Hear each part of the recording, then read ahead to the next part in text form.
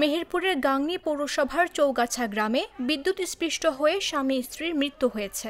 সোমবার বিকেলে 4:30টার দিকে নিজ বাড়িতে এই মর্মান্তিক ঘটনা ঘটে। নিহতরা হলেন চৌগাছা গ্রামের রাজমিস্ত্রি গোলাম কেবরিয়া এবং তার স্ত্রী রিনা খাতুন। স্থানীয়রা জানান, গোলাম কেবরিয়ার বাড়ির বৈদ্যুতিক মিটারের আর্থিং তারের সঙ্গে একটি বাইসাইকেল রাখা ছিল। অসতর্কতায় কোনোভাবে আর্থিং তারের সঙ্গে সাইড লাইনের বিদ্যুৎ সংযোগ হয়ে যায়।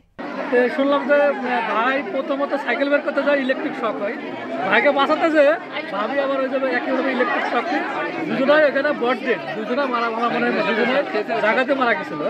পরে তার মেয়ে দেখে মেয়েটা ওই চিৎকার করে বাড়ি আশপাশের লোকজন ডেকে নিয়ে হাসপাতালে নিয়ে গেছে, হাসপাতাল মৃত ঘোষণা করেছে। গাংনী থানার ভারপ্রাপ্ত কর্মকর্তা ওসি কনি মিয়া জানান, ঘটনাস্থলে পুলিশ পাঠানো হয়েছে। তদন্ত সাপেক্ষে পরবর্তী পদক্ষেপ নেওয়া হবে।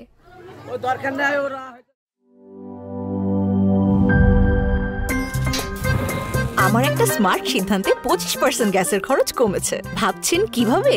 সাধারণ গ্যাস স্টোভ বদলে আমি এনেছি আরএফএল গ্যাস স্টোভ। এর সাইন্টিফিক নজল ও ব্রাস বার্নার ক্যাপ সমানভাবে তাপ ছড়িয়ে রান্না করে দ্রুত।